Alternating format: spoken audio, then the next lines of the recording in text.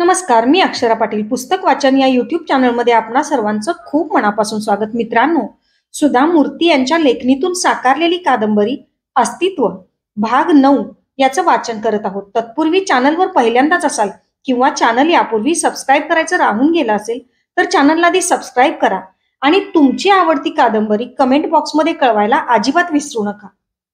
भाग 9. लंडनच्या हिथ्रो विमानतळावर वासंती मुकेशची वाट बघत होती. तिला बघताच मुकेशला अनेक युगे लोटून गेल्यासारखे वाटले. वासंतीला काय सांगायचे, सांगायला सुरुवात कशी करायची या प्रश्नांच्या आवर्तातच त्याने विमानतळाला वेळ घालवला होता. पण वासंतीला समोर बघताच तो ते सगळं विसरून गेला. कारमध्ये मुकेश गप्पच बसला होता. वासंतीनेच बोलायला सुरुवात केली. बाबा 60 वर्ष जगले. कोणतीच जबाबदारी शिल्लक राहिली नव्हती. मरणही चांगलं आलं त्यांना. अनायासेन मरण, विना दैनंदिन जीवनम हे दोन्ही त्यांना लाभलं. तू आता फार त्रास करून घेऊ नकोस. अगं, त्रास त्याचा होत नाही. माझ्यासमोर असलेले प्रश्नच वेगळे आहेत, मुकेश म्हणाला. घर पूर्वीसारखे होते.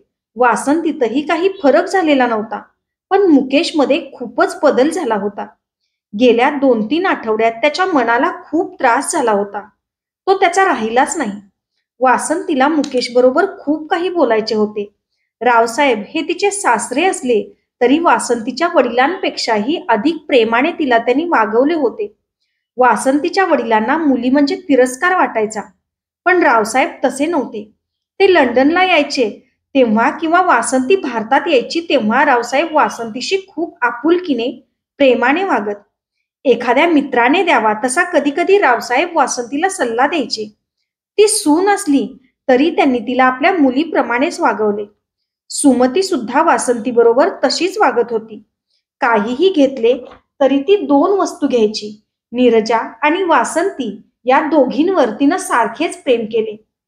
हिचे नशीब बघून वासंतीच्या बहिणी कधी कधी शंका घ्यायच्या. हिची मोठी बहीण एकदा म्हणाली, वासंती, शेवटी कितीही केलं तरी सासू ही सासूच असते आणि सून ही सूनच. तू इथं कशाला राहतेस? तुझी सासू आपल्या मुलीलाच सगळं देत असेल. आपल्या बहिणींचे हे बोल ऐकून वासंतीला खूप हसू आले होते. ताई, माझे सासू सासरे म्हणजे प्रत्यक्ष पार्वती परमेश्वर आहेत. तुझ्या सासू सासऱ्यांसारखं समजू नकोस त्यांना. त्यांनी मला कधीच सुनेसारखं वागवलं नाही. ते माझ्यावर निरुताईपेक्षाही जास्त प्रेम करतात. असे सासरे आता नाहीत. वासंती मुकेशचे समाधान करीत होती, पण मनातल्या मनात तिलाही वाईट वाटतच होते. तिचा पाय मोडला होता म्हणून तिला हॉस्पिटलमध्येच राहावे लागले, नाहीतर तीही त्यावेळी भारतात येणार होती. मुकेश नुकताच आला होता. ती मनात विचार करीत होती, आपण अम्माच्या सोबत थोडे दिवस राहायला हवे. भारतात कधी जायचे? मध्यंतरीच्या काळात मुकेशचे बरेच फोन आले होते, पण त्याचे बोलणे अर्धवटच असायचे. घरात मृत्यू झालेला असताना त्याचे मनही ठिकाण्यावर नसणार. शिवाय वडिलांच्या मृत्यूचे दुःख मुकेशने खूपच लावून घेतले होते. त्यामुळे त्याने खूप त्रास करून घेतला असावा असे समजून वासंतीने त्याला जास्त काहीच विचारले नव्हते. आता नवरा घरी परतला होता. रावसाहेबांना शेवटी काही त्रास झाला नाही ना? अमृतसरची ट्रिप कशी झाली? 6,000 पाऊंड कशासाठी खर्च केले वगैरे सगळे विचारावे असे तिला वाटले. मुकेश गप्प होता. स्वयंपाकघरातल्या कोपऱ्यात असलेल्या देवादिकांच्या मूर्तीवर त्याची नजर खिळलेली होती. शुक्रवारचा दिवस होता. वासंतीने लक्ष्मीपूजन संपवलेले होते. देवासमोर सुरेख रांगोळी काढलेली होती. वाहिलेली फुले, अक्षता वगैरे देवासमोर दिसत होते. स्वयंपाकघरातल्या भिंतीवर पंचांग लटकले होते. टीव्हीवरच्या वरच्या बाजूला तिच्या लग्नातला फोटो होता. मुकेशच्या मुंजीतलाही एक फोटो होता. आपण कोण? मुकेश आपल्याच मनाला हा प्रश्न पुन्हा विचारू लागला. स्वयंपाक झालाय, पानं घेता का? वासंतीने मुकेशला त्याच्या प्रश्नसागरातून बाहेर काढले. तो गावात असे तेव्हाचे त्याचे हे ठरलेले काम. तो यांत्रिकपणे उठला. त्याने ताटे मांडली. एवढा कसला विचार करताय? वासंतीच बोलू लागली. तसं काही नाही. काय हो, तुम्ही गावाकडली काहीच बातमी सांगितली नाही. कोण आलं होतं? माझ्या माहेरचं कोण आलं होतं? आई बाबा तेवढे आले असतील. माझ्या बहिणींच्या पैकी कुणी आलं होतं का हो? सगळे आले होते. नीरुताईंनी फार त्रास करून घेतला असेल ना? मी तिच्याबरोबर फोनवर रोज बोलत होते. तुम्ही तर भेटतच नव्हता. होय, बाबांचा फोटो एनलार्ज करून घेऊन याल असं वाटलं होतं. का आणला नाही? होय, ते विसरून गेलो. ते माझ्या मनात भरून राहिलेले असताना त्यांचा फोटो कशाला पाहिजे? अम्मा कशा आहेत? एवढ्या मोठ्या घरात त्या एकट्या कशा राहणार? माहित नाही. अम्मा निरुताईच्या घरी राहायला जाणार नाहीत हे मात्र नक्की. त्यांचा स्वभाव मला माहीत आहे. तुम्ही त्यांचे चिरंजीव आहात. नक्की ये म्हणून तुम्ही त्यांना सांगायला हवं होतं. अम्मा येऊ दे, मला कोणताच त्रास होणार नाही. त्या घरात असल्या तर घराला शोभा येईल. तुम्ही त्यांना बोलवलत की नाही? मुकेश काहीच बोलला नाही. वासंतीला काहीच सुचेना. मुकेशला झालंय तरी काय? तिचे मन धास्तावले. मुकेश हसला. हात धुवून तो सरळ झोपायच्या खोलीत गेला. अंथरुणावर पडून मुकेश पुस्तक चाळत होता. त्याचे मन दूर कुठंतरी भटकत होते. वासंती आत आली. मोहक हसली. मुकेशच्या जवळ येत तिने त्याला कुशीत घेतले आणि विचारले, कसला विचार चाललाय एवढा? वासंती, मी तुला एक खरी बातमी सांगणार आहे. तू ती कशी स्वीकारतेस तशी स्वीकार. गेल्या 20 दिवसात घडलेल्या विचित्र घटना त्याने एकामागून एक सांगितल्या. वासंतीचा चेहरा उतरला. या गोष्टीवर विश्वास ठेवणे तिला कठीण जात होते. वासंती, मी तुझ्यापासून कोणतीही गोष्ट लपवून ठेवलेली नाही. आता तुझ्या संसाराबद्दलचा निर्णय तू कसाही घेतलास तरी माझं काही म्हणणं नाही. यात तुझा काहीच दोष नाही. मी तर हा असा परदेशीय, वेगळ्या कुळातला, वेगळ्या जातीतला, कुल गोत्र नसलेला रेड इंडियन. माझ्याबरोबर बायको म्हणून राहावं असं अजूनही वाटतं तुला? का माझ्यापासून घटस्फोट घ्यावा असं वाटतं? तूच विचार करून काय ते ठरव. बाबांची मालमत्ता आणि पैसा यांना मी हात लावला नाही. आतापर्यंतचे श्रीमंतीचे थाटमाट यापुढं चालणार नाही. आता मी अगदी सामान्य माणूस आहे. मी कोण आहे हे मलाच कळेनासं झाले. उशी आणि बेडशीट घेऊन मुकेश बाहेरच्या खोलीत निघाला. वासंतीला एकटीलाच विचार करू द्यावा. आपल्या संसाराबद्दलचा विचार आणि निर्णय तिलाच घेऊ द्यावा म्हणून तो बाहेर निघून गेला. वासंती सुद्धा गोंधळून गेली. काय करावे हेच तिला कळेना. आतापर्यंत तिला याबद्दल कसलीच कल्पना नव्हती. तो ब्राह्मण नाही, पंजाबी नाही, तर चक्क रेड इंडियन आहे. रेड इंडियन म्हटल्याबरोबर डोक्यांवर पिसांचे किरीट घालून तोंडाला रंग लावून नाचणारी माणसे तिच्या डोळ्यासमोर आली. आपला नवरा सुद्धा त्यांच्यापैकी एक. तिचे अंग शहारले. हा मांसाहारी आहे की काय? नरभक्षक असावा काय? अशा माणसांबरोबर आपले लग्न? तिला घाम फुटला. दुसऱ्याच क्षणी तिच्या डोळ्यांसमोर मुकेशचे वेगळे रूप उभे राहिले. रेशमी सोवळे नेसून संध्या करून जप करणारा मुकेश. यात त्याचे कुठले खरे रूप आणि कुठले खोटे? वासंतीच्या दृष्टीने हे लग्न अगदी पारंपरिक पद्धतीने झाले होते. रावसाहेबांची प्रतिष्ठा पाहून वासंतीचे वडील प्रभावित झाले होते. हिचे नशीब पाहून तिच्या बहिणींना हेवा वाटत होता. रावसाहेबांच्या सामाजिक प्रतिष्ठेबद्दल वासंतीला अभिमान वाटला होता. आता मुकेश रावसाहेबांची संपत्ती नाकारत होता. म्हणजे इतक्या दिवसांची श्रीमंती आता नसणार. एवढी संपत्ती कुणालाच मिळवता आली नसती. मुकेशने नकार देण्याआधी आपल्याला एका शब्दाने तरी विचारायला हवे होते. तिला त्याचा थोडा रागही आला होता. जेव्हा ती त्याच्या मनात शिरली तेव्हा तिला त्याने घेतलेला निर्णय योग्य वाटला. हा पैसा, ही संपत्ती त्याने आपल्याकडेच ठेवून घेतली असती तर त्याला सुख कधीच लाभले नसते. संबंध आयुष्यभर त्याला पश्चाताप करीत बसावे लागले असते असे तिला वाटले. मुकेश आपल्या वडिलांसारखाच निघाला. आपल्या वडिलांनी आपली संपत्ती मुलाच्या नावे लिहून दिली, पण त्यांच्याबद्दलच्या कृतज्ञतेमुळे मुकेशने ती संपत्ती त्यांच्या मुलीच्या नावाने लिहून दिली. वडिलांचा वारसा पैशातच मोजायचा असेल तर तो पैसा नको असे त्याने ठरवले. हा गुण त्याने त्याच्या वडिलांकडूनच घेतला. आपण काय करावे याबद्दल वासंती मोठ्या पेचात पडली. ती तटस्थपणे विचार करू लागली. गेली 2 वर्ष नवरा आपल्या कर्तव्याला चुकला नाही. त्याने प्रेम दिले, आपुलकी दिली. त्याने कुठेही आणि कधीही फसवाफसवी केली नाही. तो प्रामाणिकपणाने वागत होता. त्याच्या जन्माबद्दल त्याला काहीच माहीत नव्हते. माहीत असते तर त्याने स्पष्टपणे तसे सांगितले असते. त्याने आता सगळे सांगितले तसे. तो काहीही लपवून ठेवणारा नव्हे. पती पत्नींच्या मध्ये कोणताही आडपडदा नसावा असे त्याला वाटत होते. घराण्याचे मूळ शोधायला गेलो तर कुठे जाऊन पोहोचू कुणास ठाऊक. मोठी माणसे म्हणतात ते खोटे नाही. नदीचे मूळ आणि ऋषीचे कुळ शोधू नये. ते काही असो, लग्नाच्या वेळी मुकेश कसा होता तो आपल्या दृष्टीने महत्वाचे, त्याचे घराणे वगैरे नव्हे. वासंतीने मुकेश बरोबर राहण्याचा निर्णय घेतला. मुकेश आधीच फार दुखावला गेला होता, त्यामुळे या विषयाबद्दल काहीच बोलायचे नाही असे तिने ठरवले. वासंतीला केव्हा झोप लागली ते कळलेच नाही. दुसऱ्या दिवशी उठून बघते तर मुकेश बाहेरच्या खोलीतल्या सोफ्यावर झोपला होता. त्याला उठवीत तिने प्रेमाने त्याच्या खांद्यावर हात ठेवीत म्हटले, तुम्हाला आठवतं, तुमच्या सुखदुःखात मी सहभागी होईन असं मी तुम्हाला लग्नात वचन दिलंय. तुम्ही कुणाचंही अपत्य असलात तरी माझे पती आहात. मुकेशने कृतज्ञतेने तिचा हात दाबला. तो ऑफिसात गेला तेव्हा त्याच्या सगळ्या सहकाऱ्यांनी त्याच्या वडिलांच्या निधनाबद्दल सहानुभूती व्यक्त केली आणि ते आपापल्या जागी जाऊन बसले. मुकेश आपल्या बॉसला जाऊन भेटला. त्याने त्याला विचारले, साहेब, मला लगेच अमेरिकेला एक असाइनमेंट आहे. तिथून भारतात जाण्यासाठी एखादं काम मिळेल? अवश्य. आम्ही एक कार्यक्रम करणार आहोत. भारतीय सॉफ्टवेअर इंजिनियर सगळे अमेरिकेकडे वळत आहेत. त्यांच्या जीवनावर आधारित असा एक कार्यक्रम तयार करायचा आहे. तुला हे काम अवघड जाणार नाही. हो, अगदी नक्की करेन. मुकेशने त्या दिवशी रात्री वासंतीला म्हटले, वासंती, तूही ये. तू अमेरिका पाहिली नाहीस. आता नको. तुम्ही कशासाठी जात आहात हे मला माहीत आहे. तुम्ही तिथं तुमच्या भावाला शोधण्यासाठी जात आहात, होय ना? ते तुला कसं कळलं? लग्नाला 2 वर्ष झाली म्हटलं. पण माझं ऐकणार असाल तर एक सांगू का? तुम्ही त्याचा शोध करायचं सोडून द्या. तुम्ही त्याला कधीही बघितलं नाही.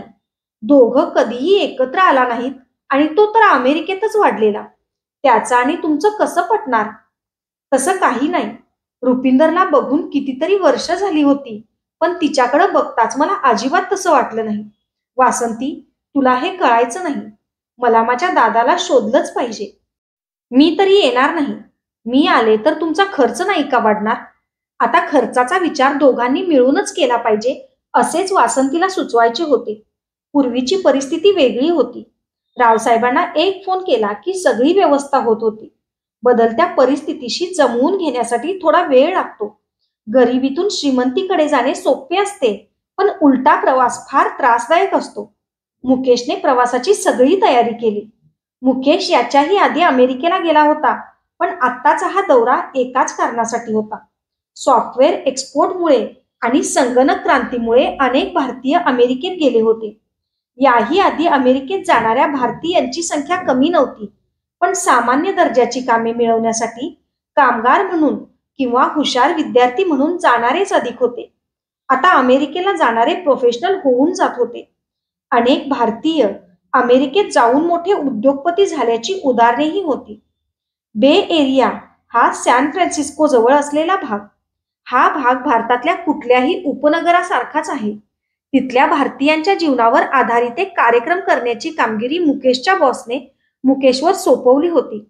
या खेपेला मुकेशची अमेरिकेकडे बघण्याची दृष्टीच वेगळी होती.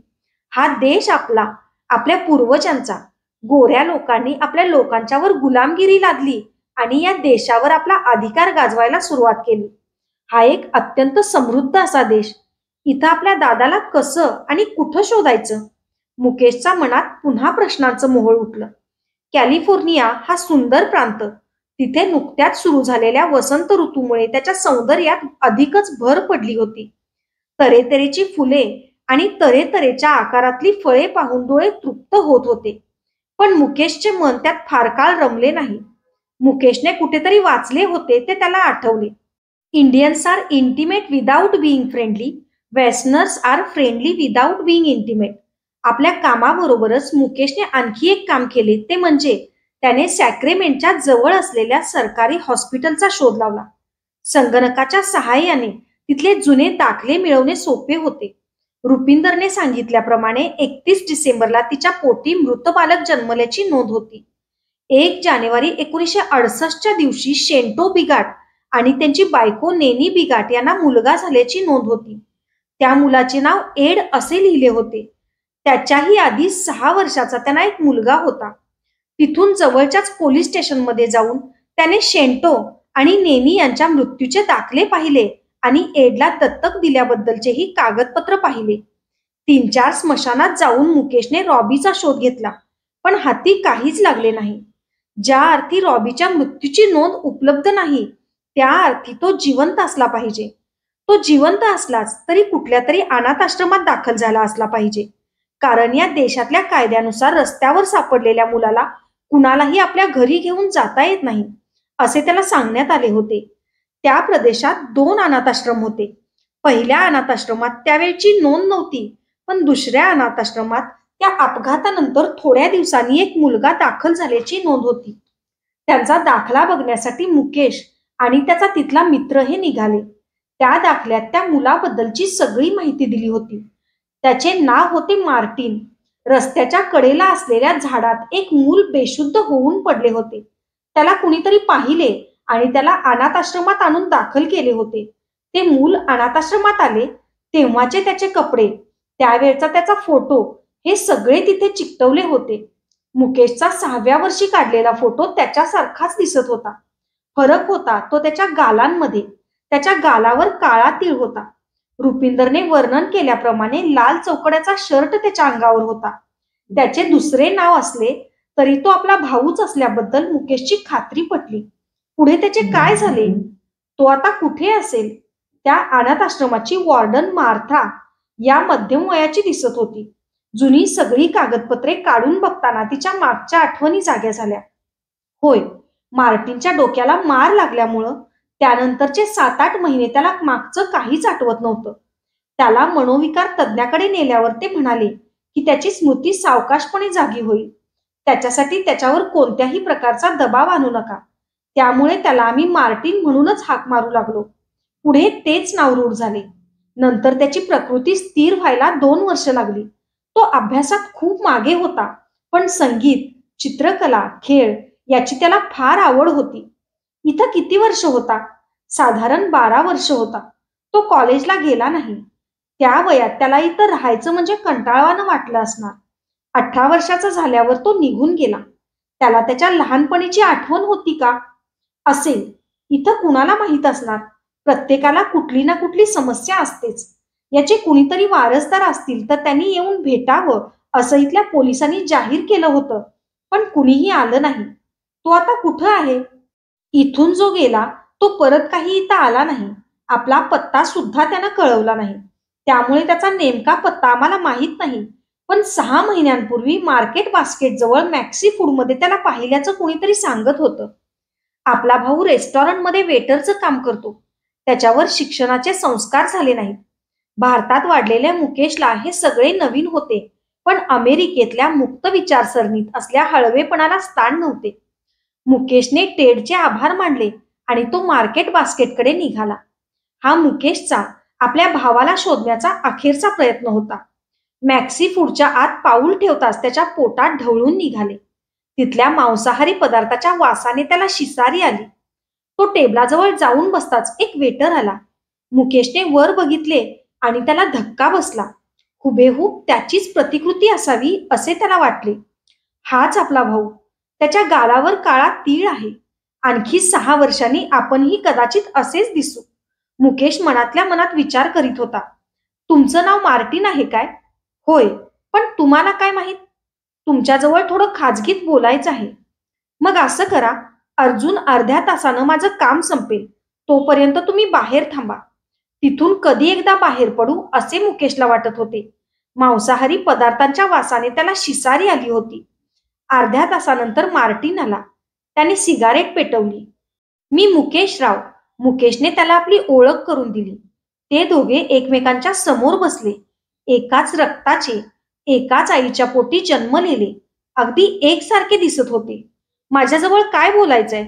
मी तर तुम्हाला आजपर्यंत कधीच पाहिलं नाही.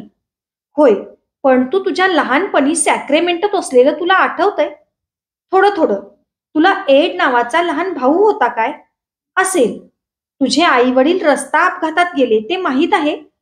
होय, पण मी अनाथ आश्रमातच वाढल्यामुळे मला मागच्या गोष्टी नीट आठवत नाहीत. पण हे सगळं तुला कशाला पाहिजे? मीच तो एड. मुकेशने आपला सगळा इतिहास थोडक्यात सांगितला.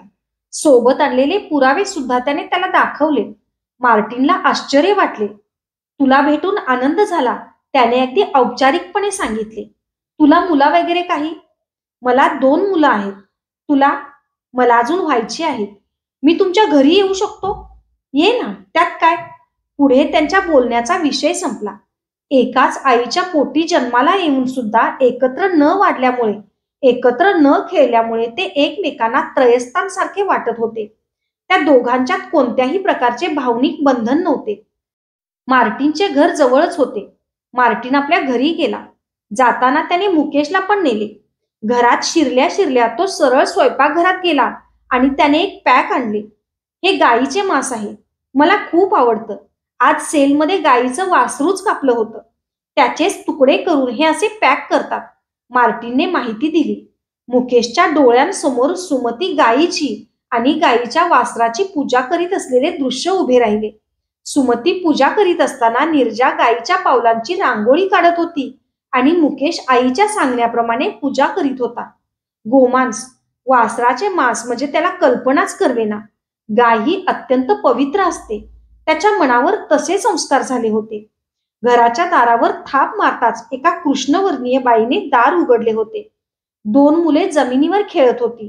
ती साधारण 2 आणि 4 वर्षाची असावी. ही माझी बायको आणि ही माझी मुलं जेन आणि जॉन. घरात दारूचा वास येत होता. गरिबी उठून दिसत होती. ही माणसे इथे कशी राहत असतील याचे त्याला प्रत्यंतर येत होते. हा माझा लहान भाऊ हरवला होता. आता लंडनमध्ये असतो. मला भेटायला आलाय. मार्टिनने आपल्या बायकोला मुकेशची ओळख करून दिली. प्यायला काहीतरी आणू काय? तिने विचारले. नको. मुकेशने तिथे थोडा वेळ काढला आणि जाताना त्याने त्या मुलांच्या हातावर $100 ठेवले. हे कशासाठी? ही आम्हा भारतीयांची पद्धत आहे. पण एवढे पैसे? फार झाले. असू दे. आता इथे थांबण्यात अर्थ नाही. मार्टिनचे जग वेगळे आणि आपले जग वेगळे. फक्त आपल्या रक्ताचा नातेसंबंध आहे एवढेच, मुकेश मनात म्हणाला. ज्या भावाला भेटण्यासाठी मुकेशने एवढा आटापिटा केला तो सगळा व्यर्थ गेल्यासारखे त्याला वाटले. त्याचा भ्रमनिराश झाला. भारतीय संस्कृतीत वाढलेल्या मुकेशला भाऊ बहीण या नात्यांबद्दल एक भावनिक ओढ होती. म्हणून तर त्याला आता आपल्या भावाला भेटावेसे वाटत होते. पण मार्टिनच्या बाबतीत तसे नव्हते. त्याला लगेच नीरजाची आठवण झाली. आपल्याबद्दल जे जे घडत गेले ते सगळे ऐकून ती रडली. आपण दोघांनी आपले बालपण एकत्र घालवले. राखी पौर्णिमेच्या दिवशी नीरजाने राखी बांधल्याशिवाय आपण जेवण करीत नव्हतो. आपण लहान असताना आम्हा दोघांना मिळून एकच रेडिओ आणि एकच टेबल वापरायला सांगत होती. त्यामुळे आपापल्या भावना जास्त बळकट झाल्या. या भावाला भेटल्यावर, तेही एकदाच भेटल्यावर आपले भावबंध कसे बळकट होतील? त्याला थोडा वेळ हवा ना. मुकेश उठून उभा राहिला. इथून निघावे. पुन्हा यांना भेटण्यात काही अर्थ नाही असे त्याला वाटले. त्याने आपल्या खिशातून चेकबुक काढले. मार्टिन, तू तुझा स्वतःचा उद्योग सुरू करायला पाहिजे. होय, ते खरं आहे. पण त्याला पैसा नको का? मी तुला मदत करतो. मी तुला विचारलं नाही. आमच्या गावात बँका नाहीत काय? मी तुला भेट म्हणून देतो. मला ते सगळं आवडत नाही. शिवाय तुझी आणि माझी ओळख नाही. अशा माणसांकडून मी भेट कशी घेऊ? त्याच्या स्वाभिमानाचे मुकेशला कौतुक वाटले. मुकेशला लगेच सतीशची आठवण झाली. आपली संपत्ती हडप करण्यासाठी तो कसा आव असून बसला होता. नको नको म्हणत त्याने सही केलेली सगळी कागदपत्रे आपल्या ताब्यात घेतली. नीरूनेही त्याला प्रतिकार केला, तरी त्याचा काहीच उपयोग झाला नाही. Good bye Martin. Good bye. Mukesh आपल्या कारजवळ आला. त्याने आपल्या भावाला पुन्हा एकदा डोळे भरून बघून घेतले. तो दारातच उभा होता. कार सुरू झाली. धन्यवाद. अशाच नवनवीन आणि विविध विषयांवरच्या कथा, कविता आणि पुस्तकांसाठी पुस्तक वाचन बाय अक्षरा पाटील हे चॅनल सबस्क्राईब करा आणि कादंबरी वाचन कसं वाटलं ते कमेंट बॉक्समध्ये जरूर कळवा. थँक्यू.